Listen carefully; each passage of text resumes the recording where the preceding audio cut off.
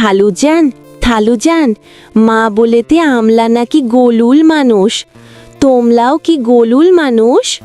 কথাগুলো শুনে আমি আর বাবা দুজনেই বোকার মতো চেয়ে রইলাম বক্তার দিকে, কেননা তার কথার আগামাথে কিছুই আমরা বুঝতে পারিনি।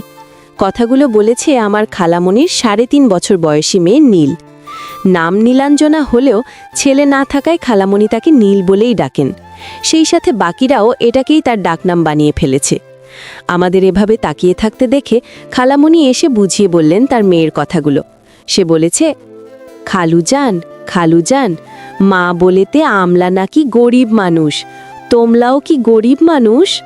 খালামণির কথা শুনে হাসবো না কাঁদবো তা ঠিক করতে করতেই দেখতে পেলাম আমার বাবা ফেটে পড়েছেন অট্টহাসিতে। আমিও যোগ দিলাম, পিচ্চিটা বলে কি গোলুল মানুষ? আমি নীলকে দেখেছি সেই তার জন্মের 1 মাস পর। এরপর আর আসা হয়নি খালামণির বাসায়।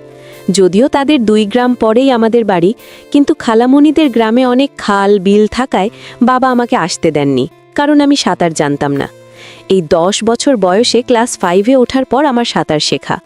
নীলের জন্মের পর সেই যে এসেছি আর এই এলাম, সেটাও খালামণির স্বাদের অনুষ্ঠান উপলক্ষে। খালামণি নাকি আবার বাবু হবে, তার জন্য এই উৎসব।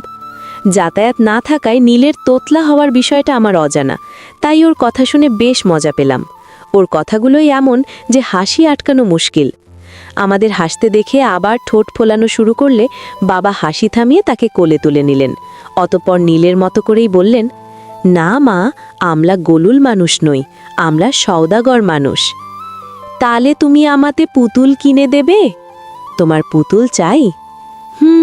কিন্তু মা বলেতে আমলা গোলুল মানুষ, তাই আমাতে পুতুল দিতে পারবে না। বাবার প্রশ্নে ঠোঁট বাঁকিয়ে বলল নীল।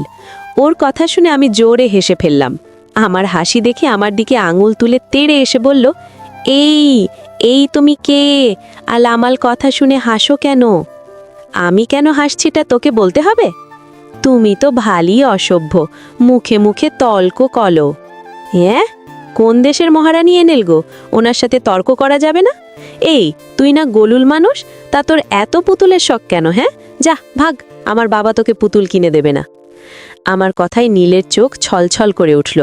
ঠোঁট উল্টে একবার আমার দিকে আর একবার বাবার দিকে তাকিয়ে কিছু না বলেই কাঁদতে কাঁদতে আমার মায়ের কাছে গিয়ে মায়ের আঁচল জড়িয়ে ধরে 2 পায়ের মাঝে মুখ লুকালো। মা তাকে কোলে তুলে নিলেন।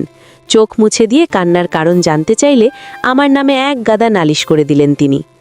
এদিকে নীল যাওয়ার পর বাবাও আমাকে ধমকে বললেন, কি দরকার ছিল বাচ্চাটাকে কাঁদানোর? সব সময় বাদরামি করতেই থাকো তুমি নভ।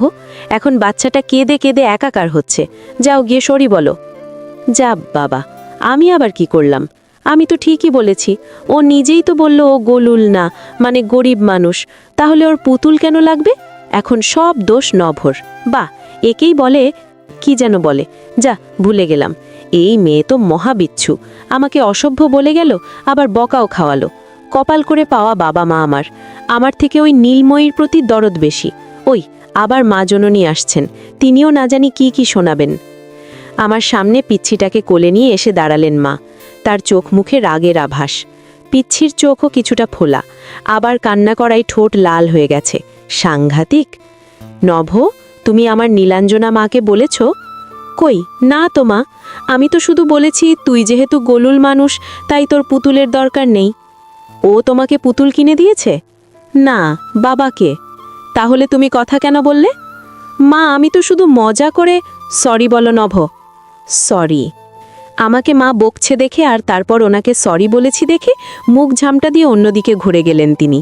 কি একটা অবস্থা ভাই, আমার থেকে 6-7 বছর ছোট একটা বাচ্চা মেয়ে আমাকে ঘোল খাইয়ে দিল। যাকগে, এখানে থাকলে নীলময়ীর বদৌলতে আরও বকা খাবো। তার চেয়ে ভালো আমি ওই বিচ্ছুকে নীলময়ী বলছি। কেন, ওর নাম তো নীলাঞ্জনা। তবে সত্যি বলতে নীলময়ী নামটা খারাপ না, বিচ্ছুটার মতোই কিউট। আমি বিচ্ছু বলেছি শুনলে আবার তেড়ে আসবে, আমি বরং যাই। ইনি হচ্ছেন নভ সওদাগর, নিহাল সওদাগর ও আনোয়ারা বেগমের একমাত্র পুত্র। নভর বাবা নিহাল সওদাগর একজন ছোটখাটো ব্যবসায়ী, নিজের একটা দোকান আছে তার গ্রামে। বৃত্তশালী না হলেও গ্রামে বেশ সম্মানিত ব্যক্তি। নীলাঞ্জনা শেখ নভর মতে নীলময়ী বা বিচ্ছুটা হল নভর মা আনোয়ারা বেগমের বোন আলেয়া বেগমের মেয়ে। আলেয়া বেগমের স্বামী নওশাদ শেখ। নওশাদ শেখ নিজের জমিতে কৃষিকাজ করেন, সাথে পুকুরে মাছ চাষও আছে। তার অবস্থাও সচ্ছল। খালুজান, আপনার কন্যা নীলময়ী আমাকে বকা খাওয়ালো। আমার কথা শুনে খালুজান ঘাড় ঘুরিয়ে পুকুর হতে দৃষ্টি আমার পানে ফেরালেন। মুচকি হেসে জিজ্ঞেস করলেন, নীলময়ী ক্যাডা গো বাজান? আমার মাইয়া তো নীলাঞ্জনা। ওই তো একই হলো। আপনার ওই কন্যার জন্য বাবা মা আমাকে বকল, তারপর আবার সেও আমাকে অসভ্য বলেছে। আর সবচেয়ে আশ্চর্যের বিষয় হলো সরিও আমাকেই বলতে হয়েছে, এবং তা দেখে আপনার কন্যা মুখ ঝামটা দিয়েছে। তুমি ওর ওপরে রাগ কইরো না বাজান, ও তো ছোট মানুষ, তাই বুঝতে পারে নাই। ওর হয়ে আমি মাফ চাইতাছি। আরে কি বলেন খালুজান, আমি তো আপনার সাথে মজা করছিলাম, ওর ওপরে রাগ করিনি আমি। আচ্ছা বাজান, বসো তুমি এইখানে, বৈশা মাছ ধরা দেখো। খালুজান, আমি তো শুনেছি আপনি বাবার সাথে লেখাপড়া করতেন, তাহলে এভাবে কথা বলেন কেন? আমার ভাল লাগে বাজান। ছোটবেলায় আমার আম্মাই এমনে কথা কইত। তিনি লেখাপড়া জানতেন না, কিন্তু আমার আব্বাই জানতেন। আম্মার এমনি গ্রামের ভাষায় কথা কওয়ার লাইগা আব্বাই কম কথা শুনায় নাই। আমার জন্মের পরে আর কিছু কইত না। কইয়াই বা কী লাভ, আম্মা তো আর শুদ্ধ ভাষা শিখতে পারবে না। এরপর আমারে আমার আম্মাই স্কুলে পাঠাইলেন, আর কইলেন আব্বার থেকে বেশি লেখাপড়া কইরা পারে দেখাই দিতে। আমি আমার আম্মার কথা রাখছি বাজান, আব্বার থেকে বেশি পড়ছি। কিন্তু আমার আম্মা চইলা যাওনের পরে আর ওই ভাষায় কথা কই নাই। আম্মার পরে আব্বা মেলা দিন বাঁচছে, কিন্তু সেও শান্তি পায় নাই। কথাগুলো বলতে বলতে খালুজানের গলা কেমন ধরে এলো। খেয়াল করলাম আমার চোখেও পানি চলে এসেছে। খালুজানের কথার পরিপ্রেক্ষিতে নিয়ে নিলাম একটা সিদ্ধান্ত। তাকে বললাম, আচ্ছা খালুজান, অহন থেকে আমিও আপনার সাথে এমনে কথা কইব। কেন বাজান? আমারও ভাল লাগে খালুজান, কিন্তু বাবা মায়ে রাগ করে। তাদের থেকে আমাগো আত্মীয়গুলান বেশি প্যাচাল পারে। ঠিক আছে বাজান, তোমার যেমন ইচ্ছা। খালুজান জাল দিয়ে তাদের পুকুর থেকে মাছ ধরছেন, আর আমি দাঁড়িয়ে দেখছি। তখনই তাদের পাশের বাড়ির একটা ছেলে ছুটে এসে আমার পাশে দাঁড়িয়ে হাঁপাতে লাগলো। কি হয়েছে জিজ্ঞেস করাতে আমাদের তাড়াতাড়ি বাড়ির দিকে যেতে বলল। কেউ একজন নাকি অসুস্থ হয়ে পড়েছে। ছেলেটার কথা শুনে খালুজান জাল ফেলে ছুটতে শুরু করলেন। তার পেছনে ছুট লাগলাম আমিও। খালামণিকে নিয়ে সবাই মিলে হাসপাতালের দিকে রওনা হয়ে গেল। আম্মু আর বাবাও সাথে গেছেন। খালুজান আর আমি বাড়িতে এসে শুনলাম খালামণি নাকি অসুস্থ হয়ে পড়েছেন। কি হয়েছে তা কেউ আমার সামনে বললেন না, তবে আমার মনে হয় খালামণির বাবু হবে। আমাকে রেখে গেলেন নীলময়ীর কাছে তার খেয়াল রাখতে। তিনি ঘুমিয়ে আছেন কিনা, ঘুম ভাঙলে না জানি কি কাণ্ড করেন আমাকে দেখে। আমি মজা করার জন্য বিচ্ছুটার পিছে লাগলেও ও আমাকে সহ্যই করতে পারে না। আরে বাবা, আমি কি তোর থেকে খুব বেশি বড় নাকি? এই তো হবে খুব বেশি হলে 7 বছর। সুন্দর করে কথা বলা যায় না? আমাকে বলে কিনা অসভ্য। ভাবা যায় এইটুকুন একটা বিচ্ছু, না মানে বাচ্চা আর কি। বিচ্ছু বলেছি শুনলে আবার লঙ্কাকাণ্ড হবে। যাই হোক, বসে থেকে লাভ নেই, নীলময়ীর পাশে শুয়ে পড়ি। দরজা জানালা সব বন্ধ করে শুয়ে পড়লাম নীলময়ীর সাথে। এমনিতেই বিকেল হয়ে এসেছে, কিছু চিনলে বাইরে খেলতে যাওয়া যেত, এখন ঘুমানোই শ্রেয়। আকাশ কুসুম ভাবতে ভাবতে পাড়ি জমালাম ঘুমের রাজ্যে, সেখান থেকে স্বপ্নের রাজ্যে। রাজ করতেই যাচ্ছিলাম, তখনই ঠিক কে যেন চিৎকার করে উঠল। উঠে বসে দেখি নীলাঞ্জনা বিবি উঠে আম্মু আম্মু বলে চিল্লাচ্ছেন। কিরে, চিৎকার করিস কেন? তুমি আমাল পাছে তি কলো, আল আমাল আম্মু মনি খালুজান আব্বু কোথায়? সবাই হাসপাতালে। কেন? তুই জেনে কি করবি, চুপচাপ ঘুমা। আমাল খিদে পেয়েছে। কি খাস তুই? তুমি কি খাও? কেন, ভাত তরকারি। তালে আমি কেন অন্য কিছু খাবো? পিচ্চিটার প্রশ্নে ভেবা চাকা খেয়ে গেলাম। ভারী ফাজিল তো, আমার কথায় আমাকে গেথে দিল। আল্লাহ মালুম বড়র হলে কি চিজ হবে। বাবা গো বাবা, যেন ধানি লঙ্কা। আচ্ছা বুঝলাম, তুইও ভাত খাস, কিভাবে খাবি? তুমি যেরকম কলে খাও। আল্লাহ, তুমি দড়ি ফালাও, আমি উঠে আসি। আমি বলতে চাইছি, নিজের হাতে খেতে পারিস নাকি খালামণি খাইয়ে দেয়? আম্মু আব্বু খাইয়ে দেয়। এখন তো ওরা নেই, চল আমি খাইয়ে দিই। আমার কথাটা বলতে দেরি আছে, তার দৌড় লাগাতে দেরি নেই। আবার যেতে যেতে বলে, তোমার মতো অসভ্যল কাছে খাবো না আমি। বা ভাই বা, আরে দৌড়াস না, পড়ে যাবি। বলতে বলতেই ঠাস করে পড়ে গেলেন নীলময়ী বিবি। এখন আবার ভ্যা ভ্যা করে কাঁদছেন। গিয়ে তুলে দেখি হাঁটুর কাছে ছিলে গেছে কিছুটা। আবারও সেই ঠোঁট ফুলিয়ে কান্না। বলেছিলাম না দৌড়াতে, আমার কথা শুনলে আর পড়ে গিয়ে হাঁটু ছিলতে হতো না। আয় কোলে আয়। তুমি অসভ্য, তোমার কোলে যাব না। ঠিক আছে, মাটিতে বসে থাকেন আপনি, আমি গেলাম তালে। আত্মা, উঠব তোমার কোলে, কিন্তু ব্যথা দেবে না। উত্তর না দিয়ে কোলে তুলে নিলাম নীলকে।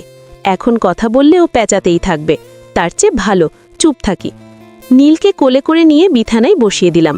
হাঁটু থেকে হালকা রক্ত বেরোচ্ছে, আর সেও ব্যথায় কান্না করছে। কি করি এখন? কোথায় কি আছে তা তো জানি না আমি। হঠাৎ মাথায় এলো, আমার কোথায় কেটে গেলে আম্মু গাঁদা ফুলের পাতা চটকে লাগিয়ে দেয়। অমনি ছুটে গেলাম পাতা আনতে। আসার সময় খালামণির রান্নাঘরের পাশে দেখেছিলাম। আমাকে ছুটতে দেখে বারান্দায় শুয়ে থাকা খালুজানের ফুফু চিৎকার করে জিজ্ঞেস করলেন কোথায় যাচ্ছি। ছেলেমেয়ে দেখাশোনা না করায় খালুজান তাকে এখানে নিয়ে এসেছেন। আমাকে আর নীলময়ীকে অনেক আদর করেন দাদি, কিন্তু এখন বলতে গেলে দেরি হয়ে যাবে। নীলাঞ্জনা বিবি পরে কেঁদে ভাসাবেন। এখন বলার সময় নেই বলে দৌড়ে গেলাম গাছের কাছে। সেখান থেকে কিছু পাতা ছিঁড়ে তা চটকাতে চটকাতে ঘরের দিকে এগোলাম। তখন দাদি আবার জিজ্ঞেস করলেন কি হয়েছে। আরে দাদি, নীল পড়ে গিয়ে হাঁটু ছিলে ফেলেছে, তাই গাঁদা ফুলের পাতা নিয়ে যাচ্ছি। বিলাপ করে বললেন, কেমনে পড়লো আমার নাতিটায়? মেলা ব্যথা লাগছে নি দাদা ভাই? ঘুম থেকে উঠে দৌড়াতে গিয়ে পড়ে গেছে দাদি, চিন্তা করো না, বেশি লাগেনি, আর পাতা লাগিয়ে দিলে ঠিক হয়ে যাবে। আচ্ছা, আস্তে লাগাইও দাদা ভাই, নাতিটায় বহুত ছুডো তো। মাথা নেড়ে সাই দিয়ে চলে গেলাম ঘরে। গিয়ে দেখি নীল ঠোঁট ফোলাচ্ছে। আস্তে করে পাতাটুকু হাঁটুতে লাগিয়ে দিলাম। ব্যথা কমেছে কিনে জিজ্ঞেস করালে কিছু না বলে ভ্যাবলার মতো চেয়ে রইল। আবার সেই ঠোঁট লাল। এই মেয়ের ঠোঁট কাঁদলেই এমন লাল হয় কেন কে জানে? কই আমার তো হয় না কখনো। নাকি মেয়ে হলে আমারও হতো? ধুর, কিসের মাঝে কি ভাবছি। কিরে, ব্যথা কমেছে কিনা বললি না তো? খিদে পেয়েছে। যা বাবা, জিজ্ঞেস করি কি আর বলে কি। আচ্ছা, খাইয়ে দেব, আগে বল ব্যথা কমেছে কিনা। একটু। আচ্ছা বস, আমি খাবার নিয়ে আসছি। তোমার নাম কি? চলতে গিয়েও থেমে গেলাম। ঘাড় ঘুরিয়ে বললাম, নব সওদাগর। তোমার নাম নবু সওদাগর? এডি কোনো কথা? মানলাম আমি কালকে তোরে গরুল থুক্কুল গরিব মানুষ হওয়ার দরুন পুতুলের শখ করতে বারণ করেছি, তাই বলে এভাবে আমার নামটা খেয়ে দিবি আফা? নাম কি খাওয়া যায়? আমি কি করলে তোমার নাম খেলাম? থাক আফা, তুই বস, আমি তোর খাবার নিয়ে আসছি। আর আমার নাম নবু না, নব। সওদাগরটা না হয় নাইবা বললি। আত্মা নবু, তুমি আমার জন্যে খাবার আনো, ঠিক আছে? না ঠিক থাকলে তো আপনি আমাকেই খেয়ে দেবেন নীল বিবি। কি বলো তো? কিছু না। যাও না কেন? যাচ্ছি রে বাপ। হ্যাঁ, যাচ্ছ না কেন? আমি যেন গোলামোর। আমার মতো একটা নিষ্পাপ বাচ্চাকে ওই বিচ্ছু এভাবে খাটাচ্ছে। আসুক বাবা আজ, আমি আর একটুও থাকবো না এখানে। আল্লাহ, কি সব কইতাছি আমি। ভাই নব, তুই কি নীলময়ী পাগলের সাথে থেকে থেকে তার মতোই পাগল হচ্ছিস? নো নো, তোকে পাগল হলে চলবে না। আরও অনেক বছর বাঁচতে হবে, বিয়ে করতে হবে, নাতি নাতনি বিয়ে দিতে হবে, আরও কত কি। এখন মরলে এগুলো কিভাবে হবে? আল্লাহ গো, আমি এখানে দাঁড়িয়ে দাঁড়িয়ে বকবক করে চলেছি, ওই মেয়ে আবার চিৎকার না করে। খাবার নিয়ে এসে দেখি গালে হাত রেখে কি যেন ভাবছে বিচ্ছুটা। আমি কথা না বলে চুপচাপ খাইয়ে দিতে লাগলাম। কিন্তু অবাক করা বিষয় হলো, খাবার মধ্যে নীল একটা কথাও বলল না। নিজেই তো ছোট মানুষ, তারপর আবার আরেকটা বাচ্চাকে খাওয়ানো। আহা কপাল। নীল খাইয়ে তারপর নিয়ে গেলাম বারান্দায় দাদির কাছে। তিনি ওকে পেয়ে ব্যস্ত হয়ে পড়লেন নাতনি কোথায় ব্যথা পেয়েছে তাই দেখতে। এমন সময় এক মহিলা এসে খবর দিল, খালামণির নাকি একটা ছেলে বাবু হয়েছে, তাদের নিয়ে আসবে কালকে। নীল একা থাকতে পারবে না বলে আম্মু চলে আসছে। মহিলা বসে পড়লেন দাদির কাছে গল্প করতে। তখন তাদের কিছু কথা কানে এলো, যেগুলোর মানে এরকম যে নীলের বেলায় নাকি খালামণির ছেলে বাবু হওয়ার কথা ছিল, কিন্তু পরে নীল হলো। অদ্ভুত ব্যাপার, ছেলে দেখলে আবার মেয়ে কিভাবে হয়? হয়তো ডাক্তারের ভুল হবে। ভাবনায় ছেদ পড়ল নীলময়ীর প্রশ্নে। নবু, আম্মুল বাবু হয়েছে? তোর আম্মুর বাবু আর তোর একটা ভাই হয়েছে। ভাইটি তোমার মতো? আমার মতো মানে? ছুন্ডল? হেসে ফেললাম কথাটা শুনে। আমি নাকি ছুন্ডল? একটু খোঁচা মারতে বললাম, আমি সুন্দর ঠিক আছে, কিন্তু তুই নজর দিচ্ছিস কেন? নজলটি কলে দেয় নবু, আল নজল দিলেতি হয়। তোমার এত কিছু জানতে হবে না নীলময়ী। নীলময়ীতে? চুপ করাফা, আর কথা কইস না, তুই তো পাগল করে ছাড়বি আমাকে। আমাদের কথার মাঝেই আম্মু চলে এলো, সাথে বাবাও। আম্মুকে দেখে নীলময়ী বিবি আমাকে ছুঁড়ে ফেলে দিয়ে আম্মুর কোলে চলে গেলেন মনি মনি করতে করতে। আম্মুর কেকে আদর করায় ব্যস্ত। তোমরা আমাকে ভুলে গেলে বাবা মা, তোমাদের থেকে এরকম আশা করিনি আমি। আম্মু না হয় নিজের বোনের মেয়েকে পেয়ে ভুলে গেছে, কিন্তু বাবা তুমি তুমি কিভাবে ভুলে গেলে তোমার একমাত্র পুত্রকে? রাখবো না এই জীবন আমি, যাচ্ছি কচু গাছের সাথে গলায় দড়ি দিতে। আমার কথা শুনে বাবা মা আহাম্মকের মতো চেয়ে রইলেন আমার মুখ পানে। আমি সেদিকে ধ্যান না দিয়ে নেমে পড়লাম বারান্দা থেকে, উদ্দেশ্য পাশের পুকুরে যাওয়া। আস্তে আস্তে শুনতে পেলাম পেছনে বাবা মায়ের হাসি। আমার গলায় দড়ির কথা শুনে হাসছেন তারা। কি লাভ বেঁচে থেকে? খালামণিকে বাড়ি আনা হয়েছে, সাথে তার কিউট বাচ্চা ছেলে বাবুটা। নীলের চেহারার সাথে মিল না থাকলেও দুজনেই প্রচণ্ড সুন্দর, মানে যাকে বলে ভয়ঙ্কর সুন্দর আর কি। নীলের ঠোঁট কান্না করার পরে যেমন লাল হয়ে যায়, ওর ভাইয়ের ঠোঁট দুটোও হয়েছে তেমনই। বাড়ির সবাই ব্যস্ত খালামণি আর তার বাবু নিয়ে। দাদি তো আসার পরে বাচ্চাটা কোলে নিয়েছেন আর ছাড়ছেনই না। এদিকে নীলময়ীকে তুলে দেওয়া হয়েছে আমার ঘাড়ে। আমার ঘাড়ে বসে আছেন গলা জড়িয়ে ধরে, কিন্তু কথা বলছে না কেন? এ মেয়ে তো চুপ থাকার পাত্রী নয়, হলোটা কি এর? আমি একথা মনে মনে বলতে না বলতেই তার কণ্ঠস্বর কানে এলো। নবু নবু। আমি নভব বেদ্যব, নবু নই। তুমি আমাতে বকে দিলে? না আফা, এত সাহস আছে নাকি আমার যে আপনাকে বকে দেব? বলুন কি বলছিলেন? বলতিলাম আমি আম্মুল কাছে যাবো। আচ্ছা চল। নীলকে ঘাড়ে নিয়েই হাঁটা ধরলাম ঘরের দিকে, উদ্দেশ্য এই বিচ্ছুকে খালামণির কাছে দিয়ে আসব। ঘরে ঢুকতে দেখা মিলল আম্মুর। কোথায় যাচ্ছি জিজ্ঞেস করলে জানালাম নীল খালামণির কাছে যাওয়ার জন্য বায়না করছে। আম্মু আর কিছু বললেন না, চলে গেলেন বাইরে। আমিও ভেতরে ঢুকলাম। গিয়ে নীলকে খালামণির পাশে বসিয়ে দিলে তিনি কেমন করে জানে তাকালেন, কিন্তু কিছু বললেন না। অদ্ভুত ঠেকল আমার কাছে। এ বাড়িতে আসার পর থেকে দেখেছি খালামণি নীলকে অনেক ভালোবাসেন, না একটু বেশিই ভালোবাসেন। সকলের খুব আদরের নীল, এমনকি আমার বাবা মাও তাকে খুব ভালোবাসে, কারণ আমার কোনো বোন নেই, আর কখনো নাকি হবেও না। ডাক্তার বলেছেন আম্মুর আর বাবু হবে না। এগুলো আমাকে বাড়ির কেউ বলেনি, আমি কাকিমাদের বলতে শুনেছি। সর্বোপরি নীল সবার কাছেই আদরের দুলালি। সেই আদরের নীলকে পাশে দেখে যেখানে খালামণির জাপটে ধরার কথা, সেখানে তিনি মুখ ফিরিয়ে নিলেন।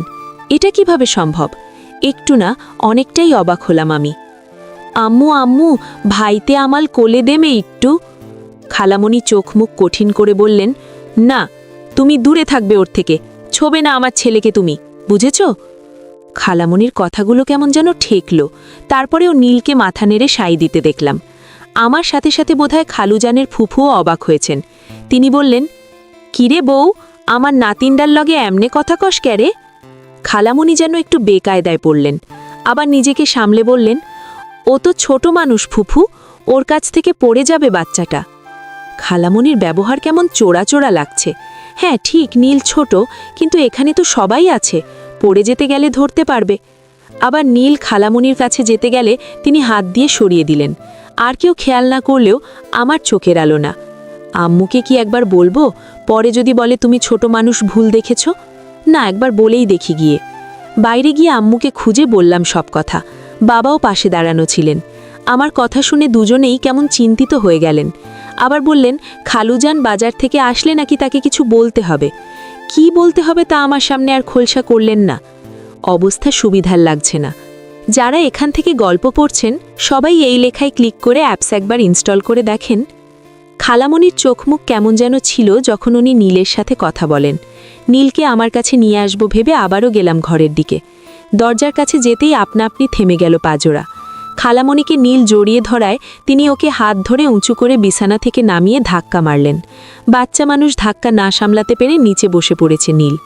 খালামণির ফুফু শাশুড়িও ততক্ষণে কোথাও চলে যাওয়ায় ঘর ফাঁকা। থেকে থেকে ফুলাচ্ছে ঠোঁট। ভীষণ রকম মায়া লাগলো আমার। দৌড়ে গিয়ে কোলে তুলে নিলাম। তুমি ওকে ফেলে কেন দিলে খালামণি? ও আমার ছেলেকে ফেলে দিতে গেছিল নভব, তুমি ওকে নিয়ে যাও এখান থেকে, আমার কাছে যেন আর না আসে। অথচ আমি স্পষ্ট দেখলাম নীল শুধু খালামণিকে জড়িয়ে ধরেছে, বাবুকে স্পর্শও করেনি। খালামণি কি অবলীলায় মিথ্যে অপবাদ দিয়ে দিলেন এইটুকু একটা বাচ্চাকে, তাও তার নিজের মেয়ে। কথা না বাড়িয়ে নীলকে কোলে নিয়েই বাইরে বেরিয়ে এলাম। সেখানে আম্মুকে দেখতে পেয়ে বললাম সব আবারও, কিভাবে তার বোন মিথ্যে অপবাদ দিল মেয়েটাকে। এখনও আমার কাঁধে মাথা রেখে ফুপিয়ে চলেছে। আমার কথা শুনে আম্মু খালামণির কাছে গিয়ে নীলকে ফেলে দেওয়ার ব্যাপারে জানতে চাইলে তিনি বললেন আমি নাকি বানিয়ে বানিয়ে বলেছি। তিনি ধাক্কা দেননি, বরং নীল ওনার ছেলেকে ফেলে দিয়ে নিজেই মাটিতে বসে পড়েছে। আম্মু জানেন আমি কখনো মিথ্যা বলি না, তবুও তর্ক করলেন না খালামণির সাথে। কিছুক্ষণ পরে খালুজান বাসায় এলেন, আমার কাছ থেকে নীলকে কোলে তুলে নিয়ে আদর করলেন কিছুক্ষণ। এরপর বাজারের ব্যাগ তার ফুফুর হাতে দিয়ে ঘরে যাবেন, এমন সময় আম্মু আর বাবা তাকে ডাক দিলেন, বললেন পুকুর পাড়ের দিকে যেতে। চলে গেলেন তিনজনই। যাওয়ার আগে আমাকে বলে গেলেন নীলের খেয়াল রাখতে। আমিও আর এত কিছু না ভেবে ঠান্ডা মস্তিষ্কে নীলময়ীর সাথে দুষ্টুমি করতে ব্যস্ত হয়ে পড়লাম। চিন্তিত সুরে বললেন আনোয়ারা বেগম, ভাইজান, সমস্যা তো একটা হয়ে গেছে। কি হইছে আপা, আপনার এ অস্থির লাগে কেন? আপনার মনে আছে হাসপাতালে জ্ঞান ফেরার আয়রা নীলাঞ্জনা আমার মেয়ে বলে তারপর হঠাৎ চুপচাপ হয়ে গেল? মনে থাকবো না কেন, ওইটা তো আয়রা ঘুমের ঘোরে কইছে, ওইটা নিয়ে আবার কি হইল? বিষণ্ণ মুখে আনোয়ারা বললেন, তখন তো আমরাও ভেবেছিলাম অসুস্থ অবস্থায় ঘুমের ঘোরে ভুলভাল বলেছে, কিন্তু সেটা ভুল প্রমাণিত হয়েছে। অবাক বদনে নওশাদ শেখ জানতে চাইলেন এসবের মানে কি। তার প্রশ্নে এবার মুখ খুললেন নিহাল সওদাগর। তোর স্ত্রী তো নীলাঞ্জনাকে সহ্যই করতে পারছে না। প্রথমে তার ছেলের কাছে যেতে ছেলেকে ছুঁতে বারণ করেছে, আর তারপর নীলাঞ্জনা মামুনি তাকে জড়িয়ে ধরতে গেলে ধাক্কা দিয়ে ফেলে দিয়েছে। মেয়েটার সে কি কান্না, ঠোঁট ফুলিয়ে ফুলিয়ে। নব আসার কিছুক্ষণ আগেই নব আর ওর আম্মু মিলে থামালো। নিহাল সওদাগরের কথা কর্ণকুহরে পৌঁছানো মাত্রই যেন নওশাদ শেখের চোখ অক্ষিকোটর থেকে বেরিয়ে আসার উপক্রম। যে আয়রা নীলাঞ্জনার গায়ে ফুলের টোকা অবধি লাগতে দিত না, সেই নীলাঞ্জনাকে ধাক্কা দিয়েছে। বিশ্বাস হতে চায় না তার। আমতা আমতা করে বলে, তাইলে এখন কি করব আমি নিহাল? তুই তো জানো নীলের মধ্যে আমি ছোট থেকে আমার আম্মারে খুঁজা পাই, আর কিছু হইলে আমি বাঁচব কেমনে? নওশাদ শেখের কথা শুনে তার প্রিয় বন্ধু নিহাল সওদাগর ভরসা দিয়ে বললেন চিন্তা না করতে। তিনি আর তার স্ত্রী আনোয়ারা যতদিন আছেন নীলের কিছু হতে দেবেন না। আরও বললেন হাসপাতালে যেন খোঁজ নেন নওশাদ শেখ। কেন তার স্ত্রী নীলাঞ্জনাকে নিজের মেয়ে মানছেন না? কিছু তো অবশ্যই কারণ আছে এর পেছনে। কি সেই কারণ জানতেই হবে আমাদের। এদিকে নীলাঞ্জনা মেতে আছে নভর সাথে খুনসুটিতে। আধো আধো বুলিতে সে কথা বলছে, আর তা শুনে অনবরত হেসে চলেছে নব। তা দেখে আবার রাগে ফুঁসে উঠছে নীলাঞ্জনা। তার কথায় হাসবে কেন হুম? কোমরে হাত রেখে গম্ভীর কণ্ঠে শুধালো নীলাঞ্জনা, তুমি আমার কথা শুনে হাসছ কেন নভু? নীলাঞ্জনার কথা শুনে মাথায় হাত দিয়ে বসে পড়লাম আমি। ভাই অনেক শখ করে নাকি আমার জন্মের পর আম্মু নামটা রাখিছিল। 15 দিন ধরে ভেবে ভেবে ঠিক করেছিল নামটা নব সওদাগর। কত সুন্দর! অথচ এই নীলময়ী বিবি দুদিনে আমার নামটা ইন্নালিল্লা করে দিল। এত অত্যাচার করেও স্বাদ মিটল না, খেয়ে দিল আমার নামটা। কি লাভ বেঁচে থেকে? কেটে গেছে অনেকগুলো দিন। এর মধ্যে আয়রা বেগম আর নওশাদ শেখের ছেলের নাম ঠিক করে আকিকা করা হয়ে গেছে। নাম রাখা হয়েছে নয়ন, নীলাঞ্জনার ভাই নয়ন। কিছুদিন পর স্কুলে পরীক্ষা থাকায় নভ আর ওর পরিবার ফিরে গেছে নিজেদের গ্রামে। নীলাঞ্জনার পরিবার তেমনই আছে। নওশাদ শেখ চেষ্টা করেছিলেন তার স্ত্রীর অস্বাভাবিক পরিবর্তনের কারণ জানতে, কিন্তু সক্ষম হননি তিনি। হাসপাতাল থেকে তো কিছু জানতে পারেননি, সেই সাথে তার স্ত্রী আয়রার কাছ থেকেও কিছু জানতে পারেননি। উল্টে কথা ঘুরিয়ে আয়রা বেগম বলেছেন ওগুলো নভের চোখের ভুল, বাচ্চা মানুষ, কি দেখতে কি দেখেছে ঠিক আছে তার, আরও নানা অজুহাত। কিন্তু বেশ কিছুদিন যাবৎ নওশাদ শেখ খেয়াল করছেন ঘুমের মধ্যে তার স্ত্রী বিড়বিড় করে কিছু একটা বলেন। আরও বেশি খেয়াল করলে শুনতে পান, ও আমার মেয়ে না, ওর জন্য আমার ছেলেকে নিয়ে গেছে, ও আমার মেয়ে না, চলে যেতে বলো ওকে। অবাক হন তিনি। এ ব্যাপারে জিজ্ঞেস করলেও এড়িয়ে যান আয়রা বেগম। অনেক চেষ্টার পর জানার আশা ত্যাগ করেছেন নওশাদ শেখ। তিনি জানেন তার স্ত্রী কেমন জেদি, একবার যেটা না বলবেন সেটা আর কেউ হ্যাঁ বলাতে পারবে না। কিন্তু নীলাঞ্জনার চিন্তা তিনি মাথা থেকে বের করতে পারছেন না কিছুতেই। মেয়েটাকে যে বড্ড ভালোবাসেন। নিজের মা অনেক বছর আগেই পরলোক গমন করায় নীলের মাঝে খুঁজে পান তার মায়ের ছায়া। নীলের কিছু হলে তিনি কি নিয়ে বাঁচবেন? কোথায় পাবেন তার আম্মাকে? কে তার কাছে আধো আধো বুলিতে আবদার করবে? চোখ ঝাপসা হয়ে আসে নওশাদ শেখের। নভ এবার প্রাথমিক শিক্ষা সমাপনী পরীক্ষা দেবে। বাবা মায়ের অনেক আশা তাকে নিয়ে। স্টুডেন্ট হিসেবেও বেশ মেধাবী সে। বাবা মাই দুজনেই তাড়া দিচ্ছে যেন পরীক্ষার জন্য একেবারে সেরা প্রস্তুতি নেয়। সবকিছু ঠিকঠাকই চলছে, কিন্তু এই পরীক্ষার প্রস্তুতির চক্করে তার আর নীলময়ীর সাথে খুনসুটি হচ্ছে না। নীলদের বাড়িতে যাওয়ার সুযোগই পাচ্ছে না নভ। নিহাল সওদাগর আর তার স্ত্রী আনোয়ারা পর্যায়ক্রমে গিয়ে নয়ন, আয়রা বেগম আর নীলকে দেখে আসলেও সে যেতে পারছে না। কিন্তু তার বড্ড ইচ্ছে পরীক্ষার আগে একবার নীলের সাথে ঝগড়া করার। বেশ লাগে বিচ্ছুটাকে খেপাতে। আয়রা বেগমের মতিগতি বোঝা দেয়। সবার সামনে নীলাঞ্জনার সাথে স্বাভাবিক ব্যবহার করেন তিনি। অবস্থা এমন যেন কিছুই হয়নি, তাই আর কেউ বলতেও পারে না তাকে। তার এমন আচরণ দেখে নওশাদ শেখ প্রথমে ভেবেছিলেন সত্যিই হয়তো নভের চোখের ভুল ছিল সেগুলো, কিন্তু তার ধারণা ভুল প্রমাণিত হয় খুব শীঘ্রই। জমিতে কাজ করে বাড়ি ফিরে তিনি প্রায়ই নীলাঞ্জনার শরীরে বিভিন্ন জায়গায় বিভিন্ন রকম ক্ষত, দাগ দেখতে পান। কখনো বা 5 আঙুলের ছাপ। আয়রা বেগমকে জিজ্ঞেস করলে তিনি বলেন হয়তো কোথাও পড়ে গিয়ে ব্যথা পেয়েছে। শুরুর দিকে স্ত্রীর কথা বিশ্বাস করলেও পরে তাতে ফাটল ধরে। কেননা এটা কিভাবে হয় যে একটা বাচ্চা প্রতিদিন পড়ে গিয়ে ক্ষত, দাগ বানিয়ে নিয়ে আসে? এই তো সেদিন নওশাদ শেখ পুকুর থেকে মাছ ধরে এসে উঠোনে বসেছিলেন। তখন ঘর থেকে বেরিয়ে এলো নীল। গালে তার 5 আঙুলের ছাপ দেখে আটকে উঠলেন তিনি। আয়রা বেগমকে ডাকলে তিনি শুনলেন না। রান্নাঘরে রান্নার কাজে ব্যস্ত আছে বোধহয়। বারান্দায় শুয়ে থাকা নিজের মায়ের মতো ফুফুকে শুধালো নওশাদ শেখ। তিনি বললেন, আমি পাশের বাড়ির বকুলের দাদির কাছে পান আনতে গেছিলাম বাজান। ফিরে আইসা দেখা নাতিনডার মুখ অমন লাল হয়ে আছে। বৌরে জিগালাম, হেই কয় জানে না কিছু। জানে না মানে? হয়তো বাড়িতেই ছিল। আমার আম্মায় ব্যথা কেমনে পাইল তা জানবে না কেন? নাকি নিজেই মারছে? কি জানে বাজান, বউডার কাজ কাম সুবিধের লাগে না। মায়াডারে যেন দেখতেই পারে না, হে পোলাডার কাছেও যাইতে দেয় না। ফুপুর কথা শুনে ভ্রু কুচকে কিছু ভাবলেন নওশাদ শেখ। তারপর কোলে তুলে নিলেন তার আদরের কন্যাকে। ব্যস্ত হয়ে পড়লেন সারা মুখে অধর ছোঁয়াতে। নীলাঞ্জনাও 2 হাতে বাবার গলা আঁকড়ে ধরে তার কথার ঝুড়ি খুলে বসল। তার আধো আধো বুলিতে মুখরিত হলো বাড়ির আঙিনা। আব্বু আব্বু, ভাইনার নবুল মতো সুন্দর। আম্মা, তোমার ভাই বড়ই সুন্দর, কিন্তু আম্মা তুমি কি জানো তুমি তোমার ভাইয়ের থেকে বেশি সুন্দর? বাবার কথা শুনে অবাক হয়ে গালে হাত রেখে জিজ্ঞেস করে নীল। আল্লাহ, সত্যি? নীলের গাল টেনে দিয়ে আদুরে ভঙ্গিতে নওশাদ শেখ বলেন, এক্কেরে সত্যি আম্মা, আমার নীলময়ী আম্মা চাঁদের লাহান সুন্দর। বাবার মুখে নীলময়ী ডাক শুনে গাল ফুলায় নীল। তুমিও তো না নবুল মতো নীলময়ী বলো তো? আপনি তো নীলময়ী আম্মা, নীলময়ী নীলাঞ্জনা, আমার আধার ঘরের বাতি আপনি। খিলখিল করে হেসে ওঠে নীল, যেন তার বাবা অনেক মজার কিছু বলেছে। বাবা মেয়ের খুনসুটির মধ্যে বাড়িতে প্রবেশ করে আনোয়ারা বেগম। নীল, নওশাদ শেখ আর তার ফুপুকে একসাথে হাসতে দেখে নিজেও হেসে তাদের হাসির কারণ জিজ্ঞেস করে। তখন নওশাদ শেখের ফুপু বলেন, আর কইস না মা, আমার নাতিনটাই যে কি পাকা পাকা কথা কয়। হেই কইতাছে হের ভাই নয়ুন্না নাকি তোর পোলার মতন সুন্দর। আনোয়ারা বেগম নীলকে কোলে নিতে নিতে বলেন, আমার ছেলে বুঝি খুব সুন্দর মামনি? 2 হাত মেলে নীল বলে, নবু এক তো সুন্দর মনি। তাই নাকি মামনি? তা তুমি যাবে নাকি নবুর কাছে? সে তো আসতে পারছে না পরীক্ষার জন্য। যাবে তুমি? যাবু, চলো যাই। নীলের তাড়া দেখে হেসে ফেলল সবাই। অতঃপর নওশাদ শেখের সাথে কথা বলে আনোয়ারা বেগম ঠিক করলেন নীলকে নিজের সাথে নিয়ে যাবেন 2 দিনের জন্য তার বাড়িতে। এমনিতেও এখানে আয়রা বেগম ঠিকমতো যত্ন করে না মেয়েটার। নওশাদ শেখ থাকেন কাজের জন্য বাইরে বাইরে। তার ফুপু বৃদ্ধা মানুষ, হেলাফেলায় পড়ে থাকে মেয়েটা। তার কাছে থাকলে অন্তত অযত্ন হবে না। নীলাঞ্জনার বড় বড় চোখ দুখানা যেন সারাক্ষণ টলমল করতে থাকে, যেন এক্ষুনি কেঁদে ফেলবে। অজস্র মায়ায় ভরা মুখখানি। আনোয়ারা বেগম ভেবে পান না কিভাবে তার বোন এই নিষ্পাপ বাচ্চাটার সাথে খারাপ ব্যবহার করে।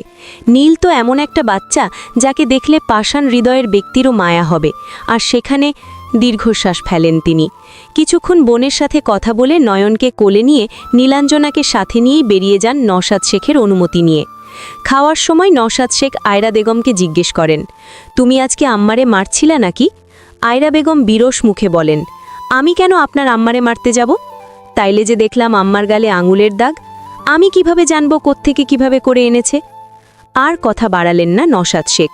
তার স্ত্রী যে নীলাঞ্জনার প্রতি বিরক্ত তা তিনি বেশ ভালোই বুঝতে পেরেছেন। মনে মনে ঠিক করলেন এখন থেকে নীলকে আয়রা বেগমের কাছে কম আসতে দেবেন। প্রয়োজনে বেড়ানোর অজুহাতে নিহাল সওদাগরের বাড়িতে রাখবেন বেশিরভাগ সময়। আরও ঠিক করলেন কাজ থেকে ফেরার আগে একবার দেখে আসবেন মেয়েকে। যে মেয়েকে কখনো চোখের আড়াল করতে চান না তাকেই কিনা অন্যের বাড়িতে রাখতে হচ্ছে নিরাপদ রাখার তাগিদে। নিজের মায়ের সাথে নীলাঞ্জনাকে বাড়িতে আসতে দেখে বেজায় খুশি নব। আসতে না আসতে নীলকে কোলে তুলে নিয়েছে, নিজেদের সারা বাড়ি ঘুরে ঘুরে দেখাচ্ছে। ছোট্ট নীলও নিজের আধো কথার সাথে তাল মিলিয়ে যাচ্ছে নভের সাথে। ছেলের কাণ্ড দেখে নিহাল সওদাগর আর আনোয়ারা বেগম হেসে ফেললেন। নীল কি বোঝে যে নব তাকে বাড়ি ঘুরে দেখাচ্ছে? দুই বাচ্চা একসাথে হলে যা হয়। সময় চিরবহমান, কারো জন্য অপেক্ষা না করে চলতে থাকাই তার কাজ। মানুষের জীবন যেমনই চলুক না কেন, যতই সুখ দুঃখ বেদনা হতাশা প্রফুল্লতা আসুক না কেন, এর কোনো কিছুরই প্রভাবই সময়ের ওপর পড়ে না। সে তার আপন গতিতে চলতে থাকে। নীলাঞ্জনার জীবনও থেমে নেই তার জীবনের সাথে অতপ্রতভাবে জড়িত মানুষগুলোর জীবন। তাদের জীবনের দিনগুলো যেন জলের মতো চলে যাচ্ছে। নভের সমাপনী পরীক্ষা শেষ হয়ে তার ফলাফল প্রকাশ হয়ে গেছে। সে জিপিএ 5 পেয়েছে। তাতে তার বাবা মা দুজনেই খুব খুশি। নভের চাচা নাফিস সওদাগরও খুশি হয়ে তাকে সাইকেল কিনে দিয়েছেন। নীলাঞ্জনা এখন বেশিরভাগ সময় নবদের বাড়িতেই থাকে। আয়রা বেগমের মতিগতি ঠিক না লাগায় নওশাদ শেখ মেয়েকে বন্ধুর বাড়িতেই রাখেন। বাড়িতে অজুহাত হিসেবে বলেন আয়রা নয়ন আর নীলকে একসাথে সামলাতে পারবে না, ফলে নীল অধিকাংশ সময় আনোয়ারা বেগমের কাছেই থাকে। পরীক্ষা শেষ হয়ে যাওয়ায় নভের কোনো কাজ নেই। এখন আর তাকে পায় কে? সারাক্ষণ নীলাঞ্জনার সাথে দুষ্টুমি করতে ব্যস্ত থাকে। দুই ছেলে মেয়ের কথা দিন ঠেলায় আনোয়ারা বেগমের বাড়িতে টেকা বায়। নীল তো এমনিতেই পাকা, সাথে যোগ দেয় নব। কেমন যেন পাখির মতো কিচিরমিচির করতে থাকে দুজন। এই তো সেদিন গালে হাত দিয়ে বিজ্ঞ লোকের ভঙ্গিতে নীল নভের সামনে গিয়ে বলে, নবু নবু ছুঁচ। নীলের মুখে নবু ডাক শুনে ভ্রু কুচকে ফেলে নব। গম্ভীরভাবে বলে, তোকে কতদিন বলেছি আমি নবু নই, নব। ঠোঁট ফুলিয়ে নীল বলে ওঠে, নবুই তো বলেছি, বতা দাও তেন।